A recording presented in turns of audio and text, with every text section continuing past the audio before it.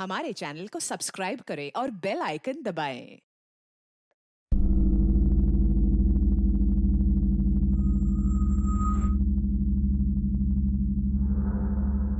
Excuse me, मैं doctor Bhuteshwar Vishwakarma ji से मिलना चाहता हूँ। जी कहिए। मैं ही हूँ doctor Bhuteshwar Vishwakarma. Oh sorry sir, मैं आपको पहचान नहीं पाया। मैं जनेंद्र चतुर्वेदी, आपसे अपॉइंटमेंट ली थी मैंने। प्लीज आज ही आप मुझे वो मशीन दिखा दीजिए सर। ये वो इन्वेंशन है जिसकी वजह से आप इतनी दूर से आए। वाह डॉक्टर साहब, देखने में तो बहुत ही अद्भुत मशीन है ये, लेकिन वाकई ये लग बदल सकती है ना? Chaturvedi ji, ARTD certified product है ये, यानी कि American research and technology developers. America के वैज्ञानिकों के अनुसार 90% सक्सेस रेशियो है इसका, यानी कि ये मशीन 90% चांस रखती है किसी का भी लक बदलने का। वो मतलब डॉक्टर साहब अभी भी 10% का डाउट है? नहीं, एक अपग्रेड वर्जन भी है इसका। 99% सक्सेस रेशियो है उसका, बट इंडिया में आने में 2 साल लगेंगे। आप एक काम कीजिए, 2 साल बाद कांटेक्ट कीजिए मुझसे। नहीं डॉक्टर साहब, 2 साल बहुत लंबा टाइम हो जाएगा। मैं एक काम करता हूँ ना, मैं इसी मशीन पे चेक कर लेता हूँ। इसके लिए आपको कंप्लीट सरेंडर करना पड़ेगा। हाँ करूँगा। डेमो के लिए कुछ लाए हैं आप? जी। ओके आइए बैठिए आप। आने वाले 2 मिनट के बाद आपकी सारी नेगेटिव एनर्जी नष्ट हो जाएगी। आने वाला टाइम आपके लिए लाइफ चेंजर होगा।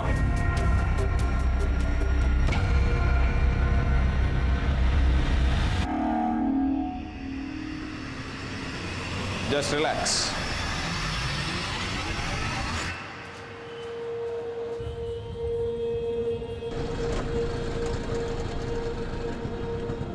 एक लंबे इंतजार के बाद अब मुझे लग रहा है अब मेरी जिंदगी पटरी पकड़ने वाली है।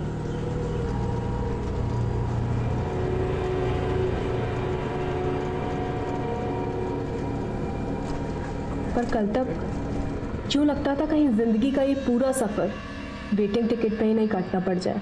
इस सोच की भी कई वजह थी और इन वजहों की भी कई कहानियां थी।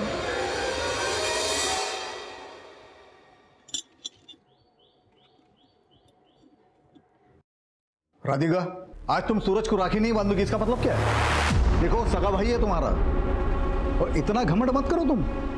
वो भी भगवान का दिया है, तुम्हारे ना कहने से तुम दोनों का रिश्ता खत्म नहीं होता। पापा, आपको ना सिर्फ आपका बेटा दिखाई देता है, उसकी करतूतें दिखाई नहीं देती।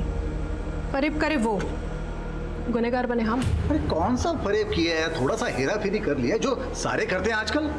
पापा, कोई छोटा मोटा फरेब नहीं किया है।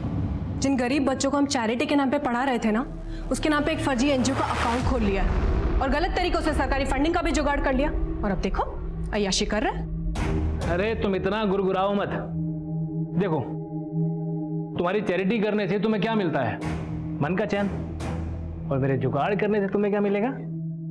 सोने की चैन, तुम्हारी राखी का गिफ्ट। लो। मैं तुम्हारी बेईमानी का भागीदार बनना ही नहीं है। अरे तुम पागल हो क्या? तुम सोना फेंक दिया। ये सोना जो है लक्ष्मी जी का आभूषण होता है, पता है? अरे आप कहाँ जेब में डाल रहे हैं? बाहर निकालिए। राधिका नहीं पहन रही, तुम आपको पहना दीजिए। निकालिए ना। अरे हमारे लिए क्या लाए हो? आपका गिफ्ट आपको बाद में देंगे, पहले अपनी बहन से राखी बंधवा लें। आइए लाइए। लो बहन, बांधो राखी। देखो, राखी गई भाड़ में, अब तुम्हें ना हथकड़ी बंधवाएंगे हम। बस करो राधिका, पगला गई हो क्या? हथकड़ी लगाओगे अपने भाई को त्योहार वाले दिन? आफत मत मचाओ। अम्मा देखो, आफत तो उस दिन आएगी जब आपके लाडले बेटे के चक्कर में ना हम सारे बर्बाद हो जाएंगे।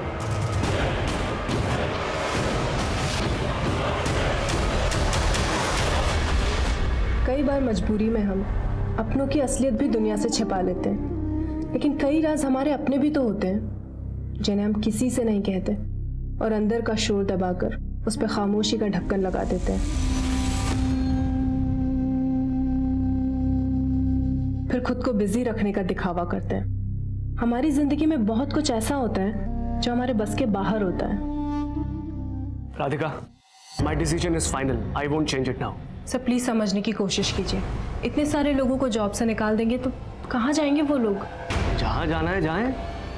मैं अब किसी की कोई मदद नहीं कर सकता।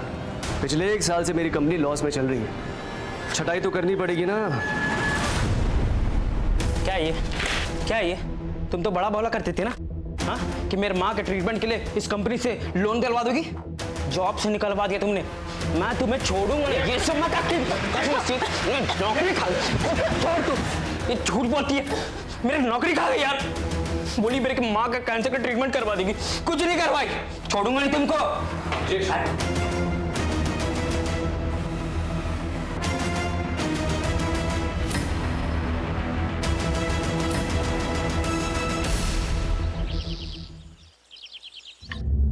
अरे पैसा के पेड़ पे उगता है जो हर 2 महीने के बाद पैसा बढ़ाने को बोल देती है? साहब 2 साल से 3,000 में ही काम कर रहे हैं। राधिका दीदी ने बोला था कि इस महीने से 4,000 देंगे। सुन, ये घर के मालिक जो हम हैं, राधिका नहीं है। सुलक्षणा, तू अंदर जाके काम कर, टेंशन मत ले। जी दीदी। पापा, किसी गरीब की मजबूरी का फायदा उठाते हुए आपको शर्म नहीं आती? इतने कम पैसों में वो कितना काम करती है, और अगर हम जरा सा पैसा बढ़ा देंगे तो क्या बिगड़ जाएगा? वैसे भी उसको तनख्वाह तो हम देते हैं ना। अच्छा, तू अब ये जता रही कि हम भी तेरा दिया हुआ खाते हैं, तो अपने अहंकार में अपने भाई की तरह अपने बाप को भी घर से बाहर निकाल देना। नहीं खाना है हमें तुम्हारा खाना।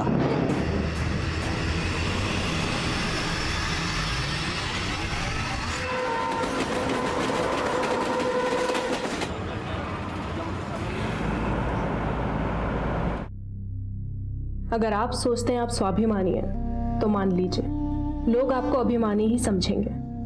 जब ग्लास आधा भरा होता है तो लोग उसको आधा खाली ही कहते हैं। लोगों की नजर में मेरा सच भी ऐसा ही था, आधा। अब खाली हो या भरा हुआ मालूम नहीं, पर मैं इसी अधूरेपन से भाग रही थी। और जब भी कोई सच हमारे अंदर ही मर जाता है तो वो हमें जिंदगी भी अधूरी ही देता है, और मौत भी अधूरी।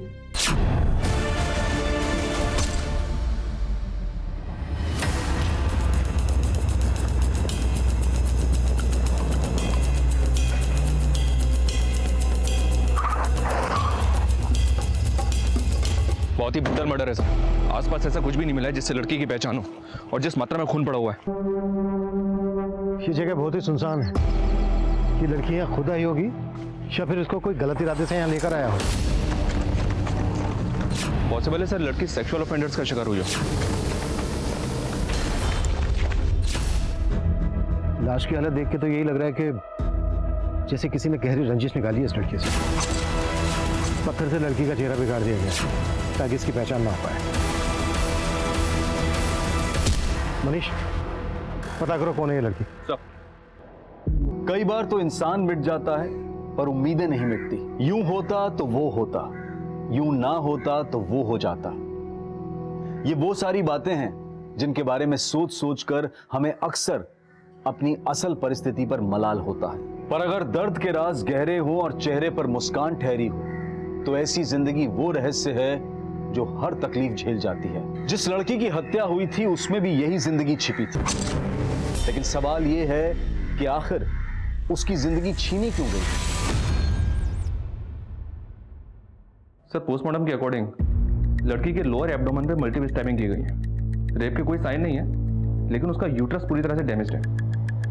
और सर लड़की की उंगलियां भी पूरी तरह से डैमेज्ड है, जिसकी वजह से बायोमेट्रिक्स के जरिए उसकी पहचान पता करने में प्रॉब्लम हो रही है। सर कहीं ऐसा तो नहीं कि यूट्रस को निकालने की कोशिश की गई हो, शायद ऑर्गन ट्रांसप्लांटेशन के पर्पस से? नहीं मनीष, लाश की हालत देख के तो यही लग रहा है कि किसी ने अपनी गहरी रंजिश निकाली है। ये काम किसी मानसिक रोगी का भी हो सकता है।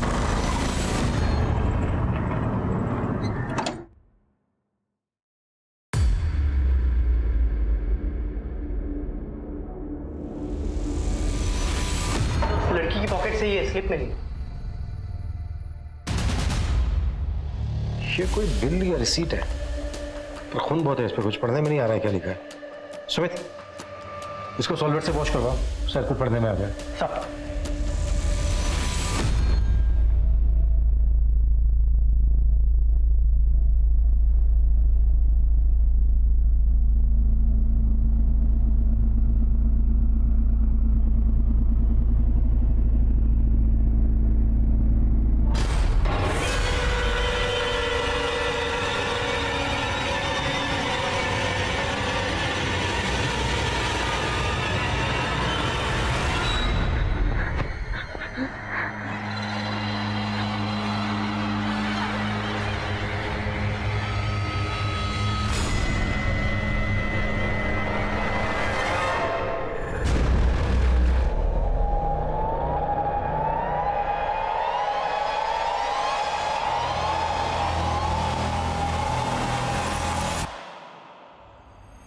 ये लखनऊ के एक यूनिसेक्स सैलून का बिल है।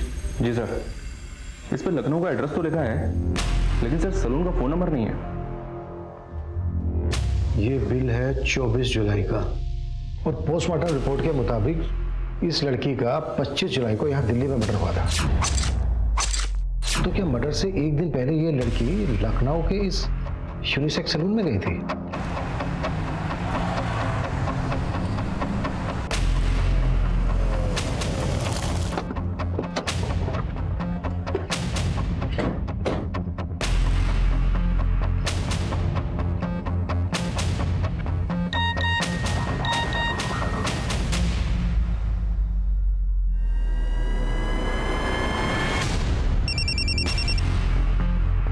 हाँ मनीष, फोटो मिला मुझे। सर वो फोटो मैंने यूनिसेक्स सैलून के बाहर के सीसीटीवी से लिया था।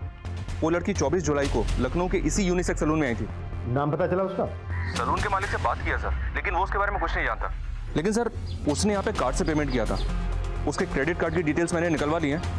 बहुत जल्द पता चल जाएगा कि वो कार्ड किसके नाम पे इशू हुआ था। तुम लड़की का नाम एड्रेस पता करो, मैं निकलता हूँ लखनऊ के लिए।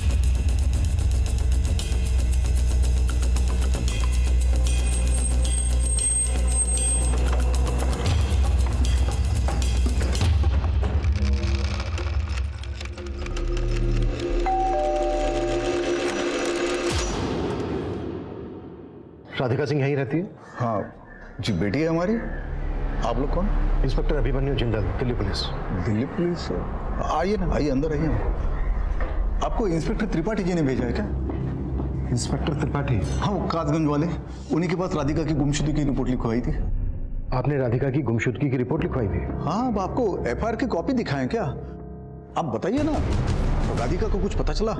27 जुलाई को हमें दिल्ली में एक लड़की की लाश मिली जिसका 25 जुलाई को मर्डर हुआ था। लाश की जेब से हमें यहाँ लखनऊ के एक सैलून की रिसीट मिली है जहाँ पर राधिका 24 जुलाई को गई थी।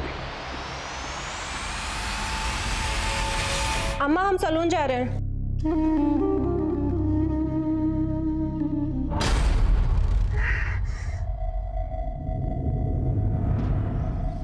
क्या ये राधिका है? फोटो में चेहरा साफ नजर नहीं आ रहा है,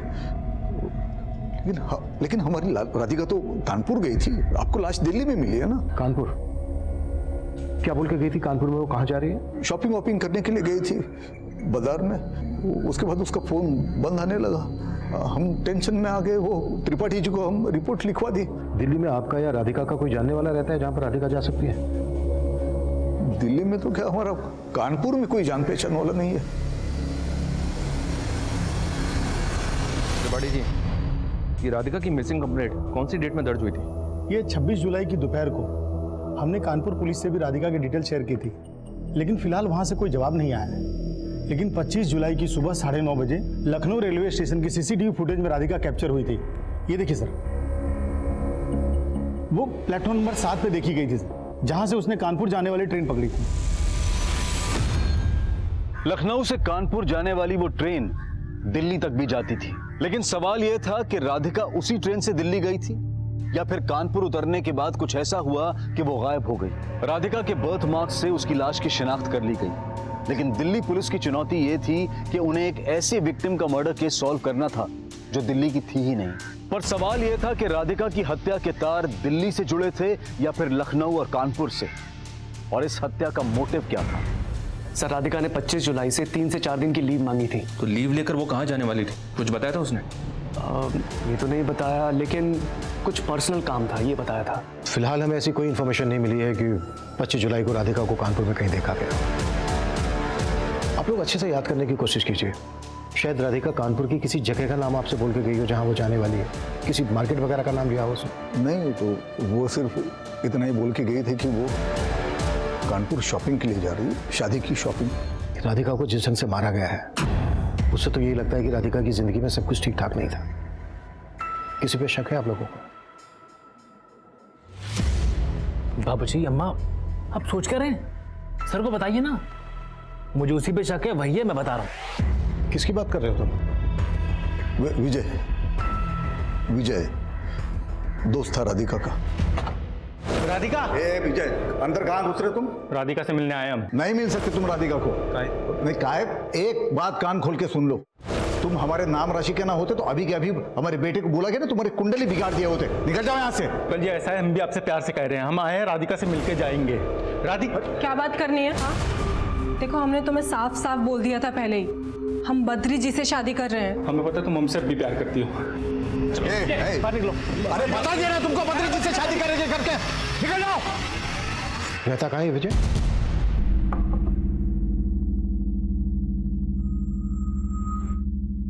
सर, ये रतन तिवारी है, इस इलाके के बहुत बड़े कॉन्ट्रैक्टर। अरे नहीं, बड़े हम नहीं, बड़े डॉक्टर साहब हैं। डॉक्टर साहब, हम आपके सानिध्य में आना चाहते हैं। देखिए, अगर आप ये सोच के आए हैं कि मेरे पास कोई जादू की छड़ी है और पल भर में सब बदल सकता है, तो आप जा सकते हैं। नहीं नहीं, हम अंधविश्वासी नहीं हैं। हाँ, लेकिन आपके विज्ञान का अनुभव करना चाहते हैं डॉक्टर साहब। डेमो के लिए कुछ लाए हैं? जी बिल्कुल।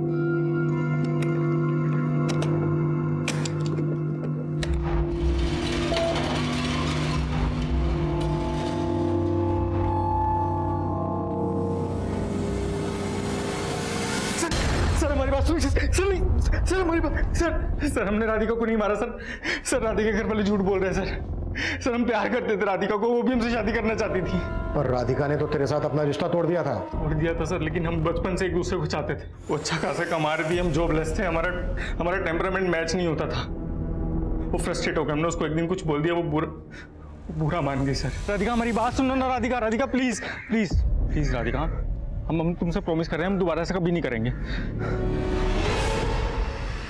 हमें तुमसे कोई बात नहीं करनी है। सर हमें तो लगता है कि उसका बाप और भाई मिलकर उसे हमारे खिलाफ भड़का रहे थे, क्योंकि वो उसकी शादी किसी और आदमी के साथ कराना चाहते थे। और ये बात तेरे से बर्दाश्त नहीं हुई, इसलिए तूने राधिका को। सर हमने राधिका को नहीं मारा सर।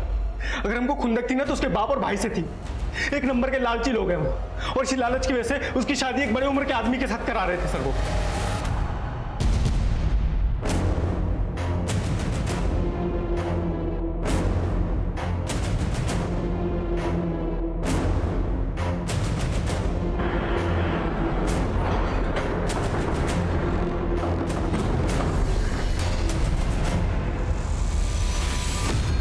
ये आप क्या बोल रहे हैं सर? राधिका का मर्डर कैसे? तुम्हें वाकई में कुछ नहीं पता या कोई ड्रामा? सच कह रहे हैं सर, हमें कुछ नहीं मालूम। तो इस दौरान तुम्हारी राधिका के माँ बाप से कोई बातें नहीं हुई? आखिरी बार बात तब हुई थी जब उन्होंने हमारा और राधिका का रिश्ता तोड़ दिया। तुम्हारा और राधिका का रिश्ता उन्होंने तोड़ दिया? जी सर, वो हमसे बोले कि राधिका हमसे शादी नहीं करना चाहती, पर सर हमें विश्वास नहीं हुआ। हम खुद राधिका से मिलके इसकी वजह जानना चाहते, लेकिन उसका फोन बंद पड़ा। तो जब तुम्हारी राधिका के साथ फोन पे बातें होती थी तो मुलाकातें भी होती होंगी? सर हमें तो लगा था कि हमें जिस लड़की की तलाश थी वो हमें मिल गई, और हमने कभी सोचा भी नहीं था कि राधिका इस रिश्ते से नाखुश होगी। हमने कभी कल्पना भी नहीं की राधिका को इतना बुरा अंत मिलेगा।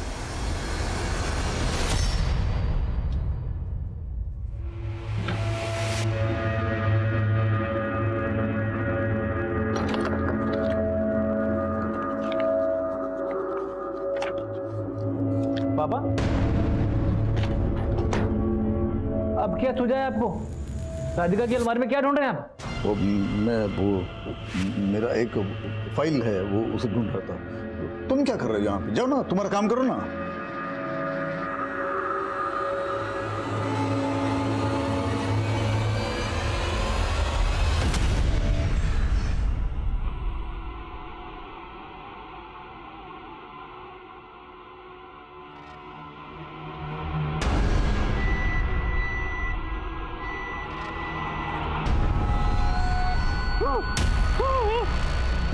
ये कहाँ आ गए हम?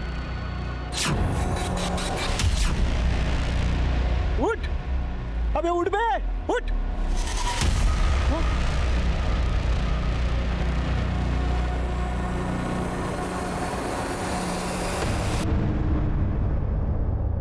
ये लक मशीन हमारा लक बदल रही है नीलू। सही बोला। देखो, इस बार तो हमने जम के माल लूटा है। 25 जुलाई को राधिका का फोन लखनऊ से दिल्ली की तरफ ट्रैवल हुआ था और 25 जुलाई की शाम को तकरीबन 6 बजे उसका फोन स्विच ऑफ हुआ था रिठाला में। राधिका ने 25 जुलाई को लखनऊ स्टेशन से वेद शक्ति ट्रेन ली जो कानपुर पहुंचती है 12:10 पर, दिल्ली पहुंचती है 4:45 पर और उसी शाम 6 बजे रिठाला में उसका फोन स्विच ऑफ हुआ। इस लिहाज से तो सर कोई गुंजाइश नहीं कि राधिका कानपुर में उतरी हो। लेकिन राधिका अपने घर वालों से तो यही कह के गई थी कि वो कानपुर जा रही है, लेकिन गई दिल्ली। तो क्या राधिका ने अपने घर वालों से झूठ बोला था? लेकिन किस मकसद से? क्या राधिका का दिल्ली में कोई जानने वाला हो?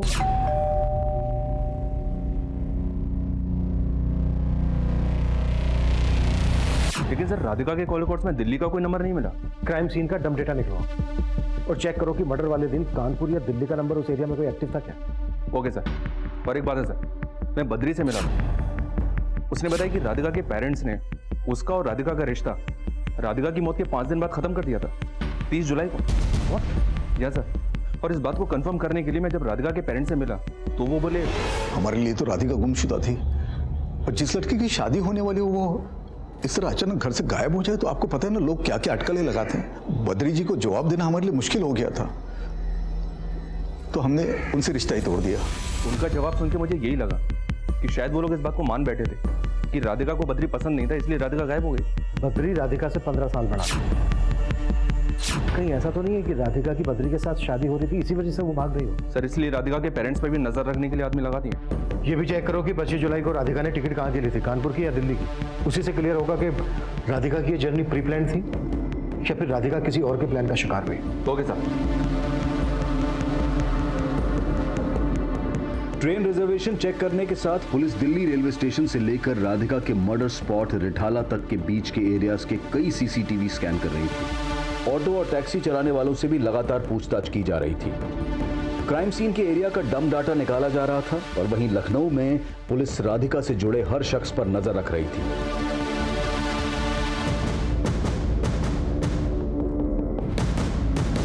अरे तुम क्यों चिंता कर रही हो? आता हूँ ना मैं। अरे कुछ दिन अम्मा को संभालूं फिर आता हूँ। अम्मा को बाद में संभाल, पहले बाप को संभाल। चाकू दी हमको चुना लगा दिया। बाबा क्यों इतना गुर्रा रहे हो? फिर क्या चूल्हा कथा लगा रखा है? ये आरव कौन है? कौन आरव? वही आरव जिसके नाम राधिका का जमीन होगी, जो जमीन कायदे से हमारे नाम पे होनी चाहिए थी। तुम पहले ही उंडी मार दिया। क्या बात कर रहे हो आप? ए नौटंकी, हमको मत घुमाना। हम जानते हैं तुम्हारा षड्यंत्र है। ये आरव तुम्हारा चमचा है जो तुमको जमीन का पैसा दिया है। आप पकड़ा गए हो क्या? हम आरव बारव को नहीं जानते हैं।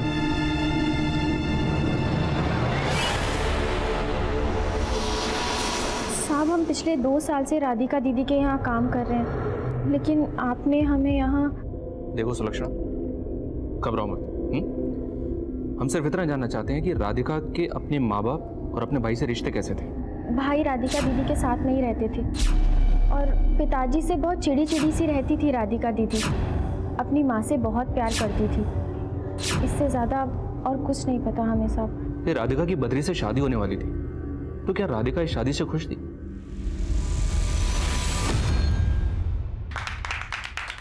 साहब जब हमने बद्री जी को पहली बार देखा था तब हमें यही लगा था कि राधिका दीदी किसी के दबाव में आके शादी के लिए राजी हुई है और इस बारे में हमने राधिका दीदी से बात भी की थी और वो बोली सुलक्षणा अब हमें खूबसूरत चेहरे की नहीं बल्कि सुकून की तलाश है।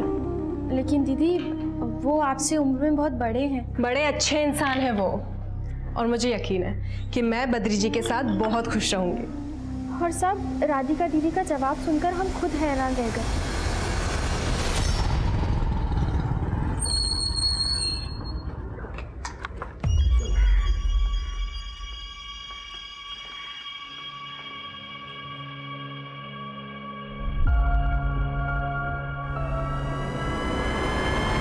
ये आप क्या कह रहे हैं सर?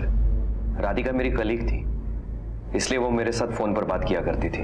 राधिका ने दिल्ली के लिए ट्रेन पकड़ने से पहले भी तुम्हें फोन किया था? सर ऑफिस का एक पेंडिंग काम आ गया था, वो याद दिलाने के लिए उसने मुझे फोन किया था। तो राधिका रोज तुम्हें रात को 10-10 बजे ऑफिस का पेंडिंग काम याद दिलाने के लिए फोन किया करती थी? सर आप गलत समझ रहे हैं। सर मैं राधिका को अपनी बहन मानता था। मेरी वाइफ भी मेरे साथ आई है, चाहो तो आप उनसे पूछ लीजिए। अच्छा, राधिका तुम्हारी बहन जैसी थी।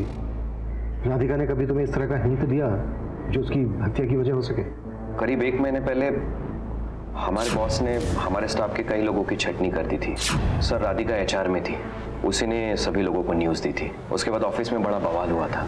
क्या ये तुम तो बड़ा बोला करते थे ना, हाँ, कि मेरे माँ के ट्रीटमेंट के लिए इस कंपनी से लोन दिलवा दोगी।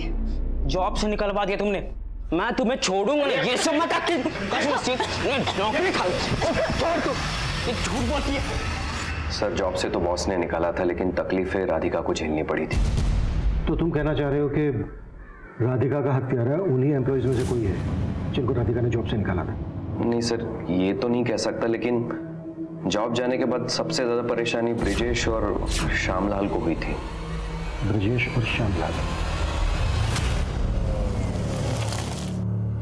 सलाम सर। हाँ सलाम, बोल क्या खबर है? राधिका के प्रेमी विजय की खबर है। एक नंबर का लड़की बार है साहब, बाराबंकी में संगम लॉज है, वहाँ आए दिन नई नई लड़कियाँ लेकर जाता है। वो लॉज वाला तो बता रहा था कि ये सिलसिला बहुत सालों से चला आ रहा है। चल ठीक है, इस वजह पे नजर गड़ा के रख। पुलिस लखनऊ में राधिका से जुड़े हर इंसान को खंगाल रही थी, लेकिन राधिका के दिल्ली जाने का राज अब भी दूर नजर आ रहा था। 2 मिनट में सारी नेगेटिव एनर्जी नष्ट हो जाएगी। आने वाला टाइम आपके लिए लाइफ चेंजर होगा।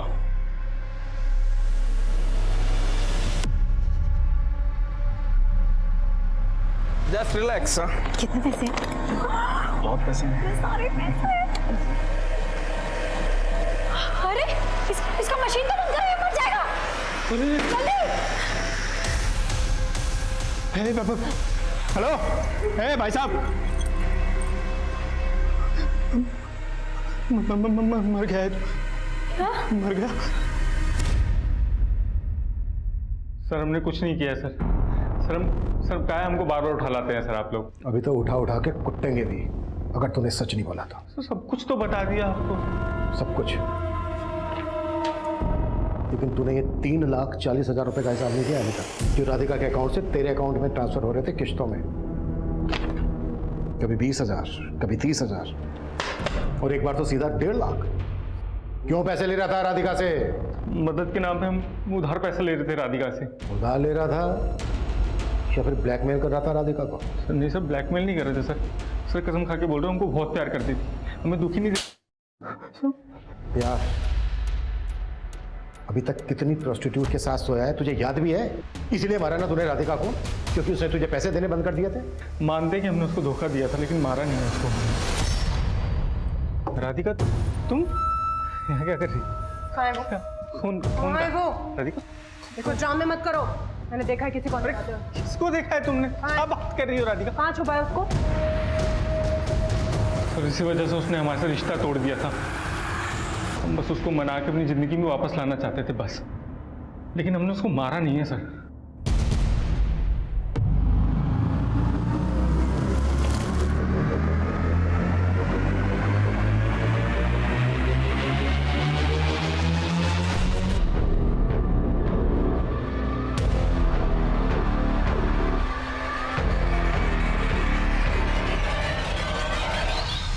आरव? जी सर। सर राधिका की जमीन आरव के नाम हो गई है, वो जमीन जो दादाजी ने राधिका के नाम करी थी। हमें तो इसमें राधिका के वकील का कोई झोल लग रहा है। नाम क्या वकील का? सत्येंद्र मिश्रा। वो तो ये भी बताने के लिए तैयार नहीं कि आरव है कौन। सुमित वकील की डिटेल ले इनसे, जाके मिलो और पता करो आरव कौन है। राधिका की जिंदगी की कई ऐसी परतें थी जिनके कई चैप्टर्स थे, और आरव भी एक ऐसा ही सीक्रेट चैप्टर नजर आ रहा था जिसके बारे में कुछ साफ नहीं था। राधिका के घर वाले आरव को राधिका का कोई धोखेबाज प्रेमी मान रहे थे, जिसके चक्कर में राधिका ने अपनी जमीन भी उसके नाम कर दी थी। पर सच सबको चौंकाने वाला था, लेकिन ये राज भी अब तक कायम था कि 25 जुलाई की शाम को राधिका दिल्ली कैसे पहुंची। धीरज भाटिया, तू तो कह रहा था तुझे पता ही नहीं है राधिका दिल्ली गई थी, जबकि राधिका की ट्रेन टिकट तेरे बुकिंग आईडी से हुई है, गोमजी 124। किराए आईडी है ना?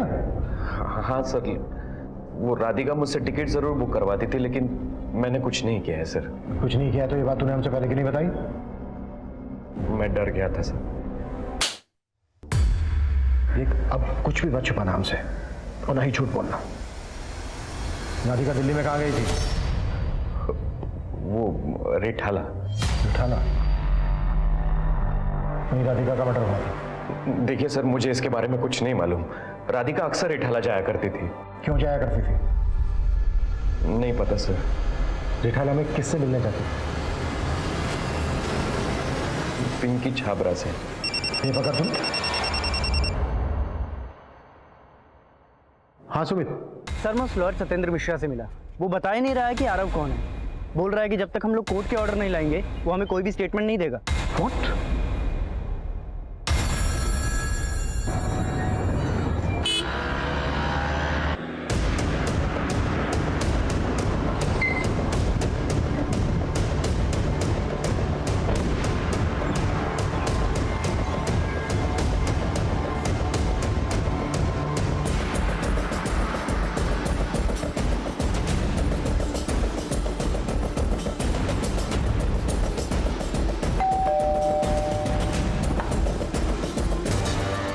पिंकी छाबड़ा। क्या? राधिका जी की लाश? पिंकी छाबड़ा, हमसे कुछ भी छिपाना मत। 25 जुलाई को राधिका यहाँ भी आई थी ना? तुम्हारा उसके मर्डर से क्या ताल्लुक है, बोलो। साहब मुझे तो मालूम भी नहीं है राधिका जी का मर्डर हुआ है। हाँ 25 तारीख को वो यहाँ आने वाली थी लेकिन आई नहीं। राधिका यहाँ क्यों आती थी? साहब वो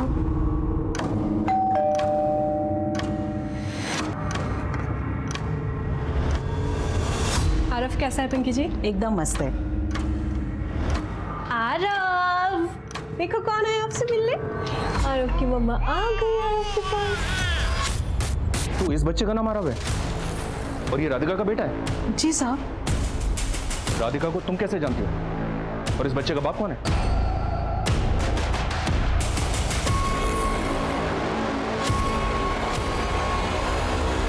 सर आप मुझे फिर गलत समझ रहे हैं। सर मैं राधिका को बहन मानता था। वो बच्चा मेरा कैसे हो सकता है? जब से वो बच्चा आरव पैदा हुआ पिंकी के पास रह रहा है। और पिंकी ने हमें बताया कि वो राधिका से तेरे थ्रू मिली थी। सर बिना शादी के राधिका को मां बनना पड़ा था। वो अपने बच्चे को साथ में नहीं रख सकती थी, इसलिए मैंने उसे बहन समझकर उसकी मदद की थी। घुमा मत हमें। राधिका ने तुझे ये बता दिया कि वो मां बनने वाली है और ये नहीं बताया कि उसके बच्चे का बाप कौन है। मुझे उससे ये तब पता चला जब वो मां बन चुकी थी। सर उस दौरान वो 6 महीना हमारे दिल्ली ब्रांच में शिफ्ट हो गई थी, तब मुझे उसका पर्पस पता चल गया। सर वो अपने बच्चे की देखरेख के लिए किसी को ढूंढ रही थी, तब मैंने उसे पिंकी के बारे में बताया था। राधिका की बद्री के साथ शादी होने वाली थी। बद्री को इस बच्चे आरव के बारे में पता चल गया हो। कभी राधिका ने ऐसा कुछ हिंट दिया था? नहीं सर, पर वो चाहती थी कि बद्री से शादी करने के बाद आरव उसके साथ ही रहे। इस बच्चे के बाप के बारे में राधिका ने तुम्हें कभी बताया? नहीं साहब, उन्होंने तो कभी नहीं बताया। लेकिन हाँ एक बार जब राधिका मैडम बच्चे से मिलके जा रही थी तो एक औरत यहाँ आई थी। औरत? कौन औरत? मम्मा के साथ जाना है आरव को। मम्मा जल्दी वापस आ जाएंगे, ठीक है? मैंने देखा एक औरत छिपके हमें देख रही थी।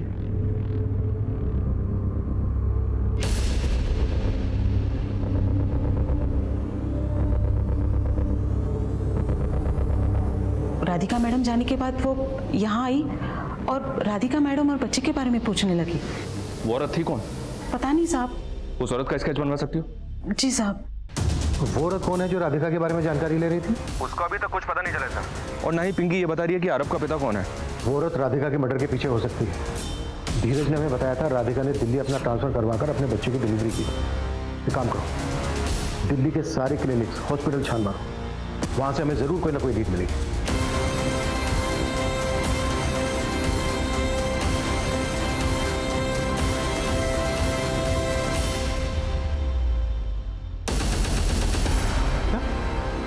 आरव राधिका का बेटा है?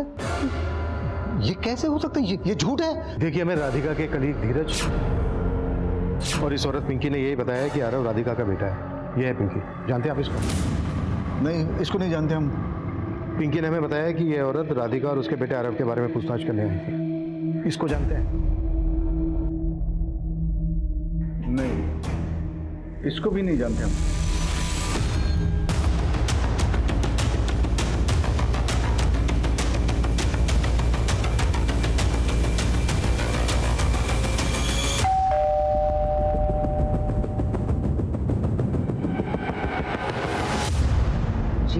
हमें बद्रीनाथ जी से मिलना है। आप? मैं उसकी माँ हूँ शकुंतला। क्या? का एक बेटा है? जी। अच्छा, इस औरत को जानते हैं आप? हमें शक है कि राधिका के मर्डर में इस औरत का हाथ हो सकता है। नहीं सर, हम नहीं जानते। बद्रीनाथ जी, राधिका के कलीग धीरज ने हमें बताया था कि राधिका आपसे शादी करने के बाद अपने बच्चे आरव को आप ही के साथ रखना चाहती थी, अडॉप्ट करके। क्या ये सही है? हमारी हमेशा से एक विश थी कि हम शादी के बाद एक अनाथ बच्चे को अडॉप्ट करें और उसे माँ का प्यार दें। क्या आप हमारी ये विश पूरी करेंगे? हाँ सर, हमने तब राधिका को कह दिया था कि हम शादी के बाद कोई अनाथ बच्चा अडॉप्ट कर लें, लेकिन सर हमें बिल्कुल भी अंदाजा नहीं था कि उसका कोई अपना बच्चा था।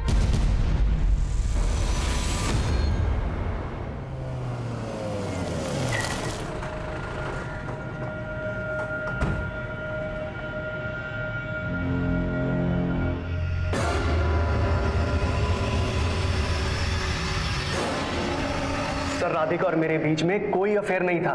लेकिन आरव तेरा ही बेटा है, ये मैटरनिटी क्लिनिक से पता कर लिया है हमने। वो मेरी गलती थी सर, बस।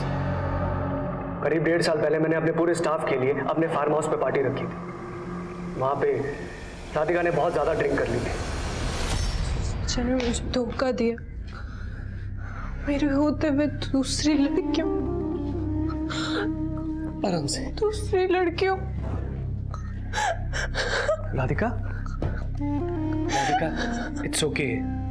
संभालो अपने आप को, इतना ज्यादा सोचने की जरूरत नहीं है। वो कर सकता है, मैं क्यों नहीं? सर, उस दिन राधिका इमोशनली ब्रोकन थी। हम दोनों ड्रंक थे इसीलिए। लेकिन सर, अगले दिन हम दोनों ने डिसाइड किया था कि हम उस रात को हमेशा के लिए भूल जाएंगे। फिर 1 हफ्ते के बाद राधिका मेरे पास आती है और मुझे बताती है कि वो प्रेग्नेंट है। राधिका, हमने मिलकर डिसाइड किया था ना। एक काम करो, तुम अबॉर्शन करा लो। नहीं सर, मैं इस बच्चे को जन्म देना चाहती हूँ। राधिका, यू नो ना, आई एम मैरिड। सर, आप टेंशन मत लीजिए, आपको कोई तकलीफ नहीं दूंगी। सर, राधिका अपने डिसीजन से हटना नहीं चाहती थी, इसीलिए मुझे उसकी मदद करनी पड़ी। मैंने पर्पसफुली उसका ट्रांसफर दिल्ली में करवाया था सर। और यही नहीं, इंसानियत के नाते जिस दिन डिलीवरी थी मैं उससे मिलने भी गया था। अब तक पुलिस के लिए हर मोड़ एक डेड एंड था और हर कोशिश नाकामयाब थी, और अब उनकी उलझनें और बढ़ने वाली थी। ये 25 जुलाई की फुटेज है सर, जिस शाम राधिका का मर्डर हुआ था। और सर, ये फुटेज देख के आपको ऐसा नहीं लग रहा है कि राधिका को गाड़ी में जबरदस्ती बिठाया गया? किसके नाम पर रजिस्टर्ड है ये गाड़ी? डॉक्टर भूतेश्वर विश्वकर्मा। ये विश्वकर्मा एक कॉन मैन है सर। लग बदलने की मशीन के नाम पे कई लोगों को लूट चुका है। दिल्ली के कई थानों में इसके नाम पे 400 BC के केसेस दर्ज हैं। दिल्ली में हमारी टीम इसके बारे में पता लगा रही है।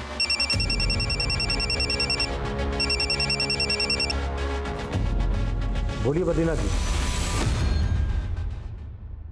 जी, उस दिन मैं ही राधिका का पीछा कर रही थी।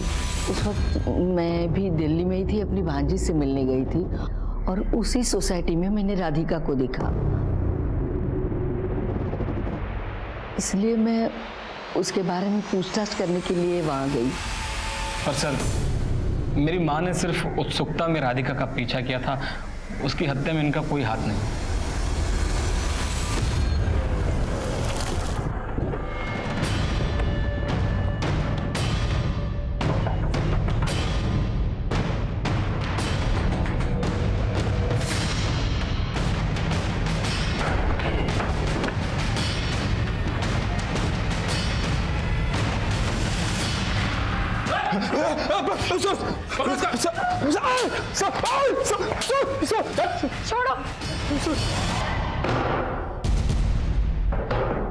सर, मानता हूं कि बहुत लोगों को चूना लगाया, पर किसी को मारने का नहीं सोचा था सर। वो गलती से एक आदमी मर गया था।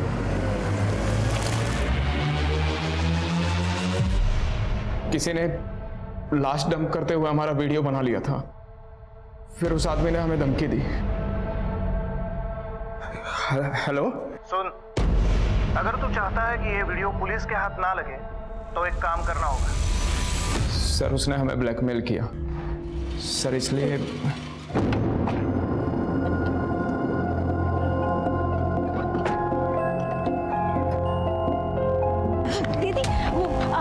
गाड़ी चलानी आती है क्या? हाँ, क्या हुआ? वो मेरे हस्बैंड को हार्ट अटैक आया है। चलिए मैं देखती हूँ। भाई साहब, आप ठीक है ना भाई साहब? क्या कर रही हो? ये बैग क्यों अंदर डाल रही हो मेरा? कौन है तुम लोग? क्या कर रहे हो ये?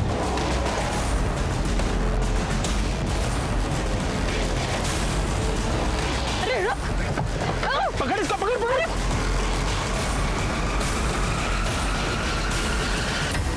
उठा कौन जिसने तुम लोगों से ये सब करवाया?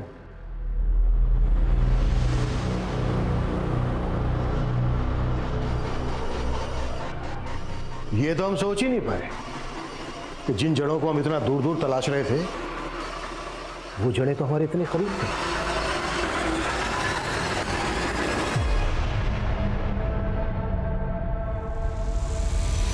तो क्या सोचा था बे?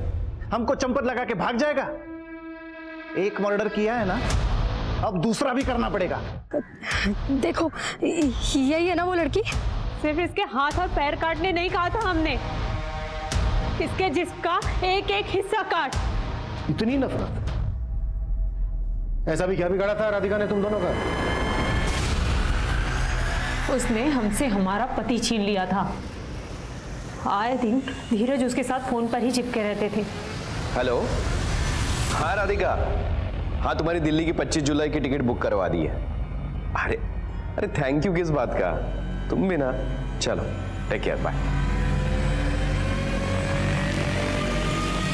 और फिर पता चला कि दिल्ली में उनका बच्चा भी पल रहा था।